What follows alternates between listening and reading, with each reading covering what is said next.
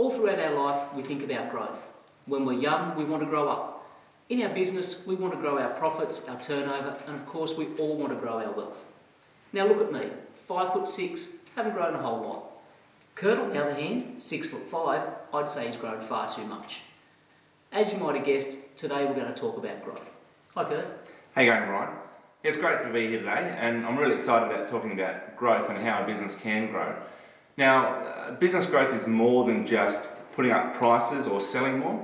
To know how to grow your business, you need to know how you are currently earning the revenue that you have in your business. There's a number of elements to what's known as the top line of the business then. Yeah, there is, Brian. We call it the growth equation. Now, the growth equation looks at three main areas of a business. The first area is the number of customers the business has. The second area is how much each customer spends each time they visit your business. And the third area is how many times each customer visits your business each year. Those three areas, if you know those three areas, you know what your current revenue is. So the growth equation therefore is number of customers times number of times they visit your business times the average spend they spend on your business each time they visit. Okay, so that's our current dollars, or a business's current dollars dealt with. So what about the growth side of things? Okay, the growth side, before you can grow your business, you need to know the numbers. So you need to know how many customers you currently do have. A lot of businesses don't know that. You need to be aware of how much each customer is spending when they do come and visit your shop, your store, your business. And you also need to know how many times they come and visit your shop per year. If you know those three numbers, those key numbers in your business, then you can decide on what you're going to grow and what you're going to target for growth. Okay, for sure. Well, let's talk about customers first. When it comes to customers, there's a couple of parts to it. You've got to keep the customers that you've got, but then you've also got to look at expanding your business and growing new customers. So it's retaining and acquiring. Okay, retaining and acquiring. Let's discuss acquiring first. Can you expand on that for us, Brian? Yeah, definitely. There's really two parts to it. Firstly, there's generating leads. So going out there into the marketplace to where the potential customers are and getting them interested in your business, letting them know that you exist. And that can be by word of mouth, radio, yellow pages, a whole range of various ways that you can let people know about your business. So generating leads sounds like it shouldn't be that hard. You'd be surprised how hard it actually is, because when it comes to people knowing about your business, it can take up to 27 times for them to see or hear about your business before they make that decision to come in and buy. So you've really got to be very, very active in what you do. But then you've actually got to convert them to being a customer as well. So it's not those two parts to it. It's difficult actually getting them to know about your business, but then you've actually got to convert them to a customer. Then you need a varied approach to potential new customers then. Most definitely, very, very definitely a varied approach. So you cover all the bases. We've spoken about acquiring customers. What about retaining customers? Retaining customers, a little bit the same as with new customers. Engage with them. The person that you're in front of, they're the most important customer at any one time. Make sure you're genuinely interested in them. Let's talk about how often a customer buys from your business. Tell us what makes a customer a repeat buyer. Okay, it's a mix of what you sell and the experience the customer has when they buy from your business. Now, one thing to note there is that a customer may not know that what you are providing is what they need. Okay, tell us a bit more about that.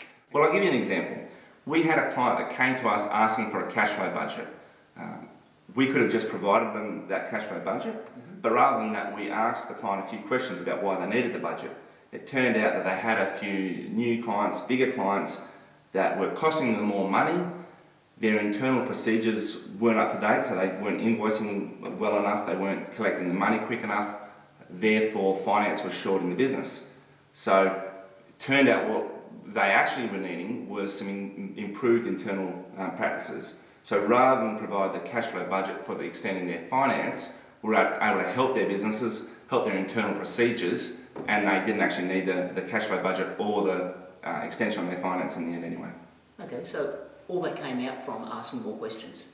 Yeah, for sure. So asking the more questions and the right questions is really important. Yeah, okay then. So it really sounds like it's the business owner to ask the questions and really flesh out what the customer needs. Yeah, for sure.